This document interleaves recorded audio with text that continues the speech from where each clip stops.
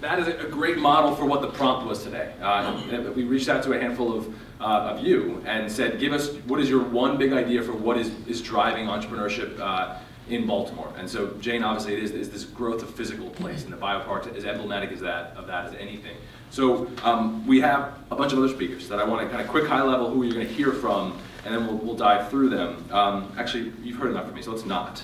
Speakers know the order they're going to be in. So I want to just kind of dive in. I want to start with Kunal Parikh from Johns Hopkins Social Innovations Lab. And when his prompt was, what do we need? It's mission into entrepreneurship. So Kunal, can you come up?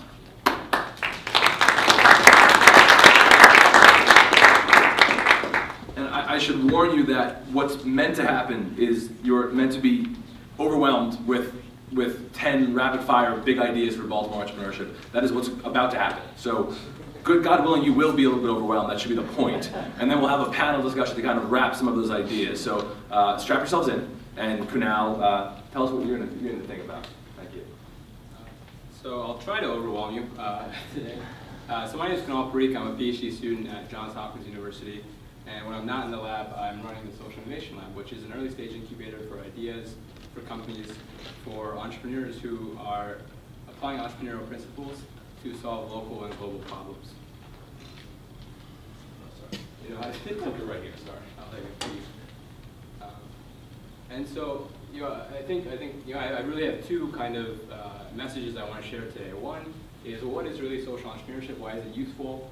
And the second is really how do we take social entrepreneurship and how do we create a larger vision for it? And how does that contribute to a better Baltimore in the end?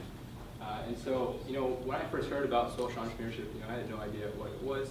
But really, entrepreneurship is something that means a lot to me. And I'm sure, because there's so many of you here, it means a lot to you. And, it's likely if you're sitting here that you understand the power of innovation, the power of entrepreneurship to not only create jobs, but spark economies. And, the power of entrepreneurship to take someone who's born with nothing and have them leave something behind for their children. And I think that's something that's incredibly exciting. And I think, if you talk about social entrepreneurship, I think social entrepreneurship, all of those things I just mentioned are tremendous social value. It means so much to, create jobs in a city like Baltimore. But I think what social entrepreneurship really does is it takes a step further in that the organization itself exists for a certain mission. It exists to achieve that mission. It exists to solve a certain problem. And it uses business as a tool to sustain and drive forward that mission. And so, really, when I originally heard of social entrepreneurship a few years ago, it really made me reconsider traditional notions around entrepreneurship. And it made me reconsider what does it mean to be a successful entrepreneur. So, for example, say I can make a product for 10 cents and I can sell it for 20 bucks. Well, you'd probably think I'm a great entrepreneur. I'd be doing interviews. I'd be giving talks, and it'd be great. But what if to be able to sell that or be able to make that for 10 cents? Paying my workers below a living wage, or I'm dumping pollutants into the Cuyahoga River, or I'm evading my taxes. Am I really a successful entrepreneur in that case? I'd probably say not. And so, this is where I really think gets to, what really is social entrepreneurship. And I get asked all the time, what's the difference between capitalism and social enterprise? And to me, I think it's very simple. I think in capitalism, pure capitalism, you're thinking about yourself and you're thinking about NewCo. I think when you're talking about social entrepreneurship, you're also talking about all the stakeholders surrounding NewCo in addition to yourself. So your employees, your product that you're making, how you're transporting that product, the environment around you, et cetera, et cetera. And so what this means is that while you and NewCo have several bottom lines, it doesn't mean that the first bottom line is any less important. It doesn't mean that you have to be a nonprofit. It doesn't mean that that anything in a traditional business is less important or less valuable. What it does mean is that if your social entrepreneurship, if your social venture is successful, it means that you're going to be successful, and it also means the community around you is going to be successful. And I think that's really, really powerful. And so you can think of, Henry Ford, when he was, revolutionizing the auto industry, he couldn't sell a car. And he said, oh, why can't I sell a car? And he realized because he wasn't paying his workers enough for them to be able to buy the cars.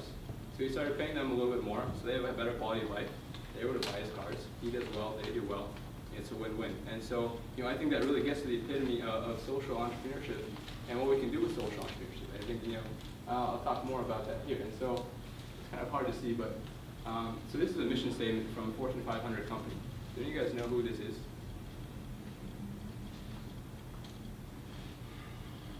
hopefully this doesn't take me over the 7 minutes. Yeah, exactly. So this is Procter & Gamble. And so if you look at, this is IBM. And this is GE. And so none of these companies are companies that market themselves as social enterprises.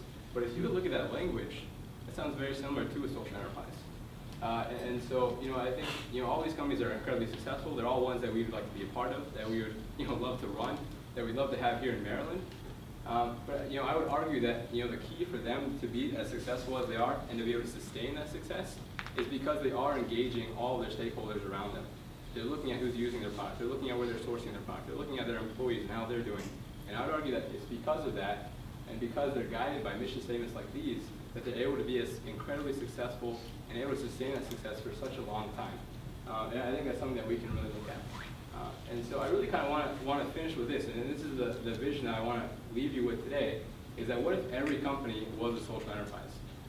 What if every company here in Baltimore was a social enterprise? What if every company that came out of the Biopark, every company that came out of Johns Hopkins, what if they're all social enterprises?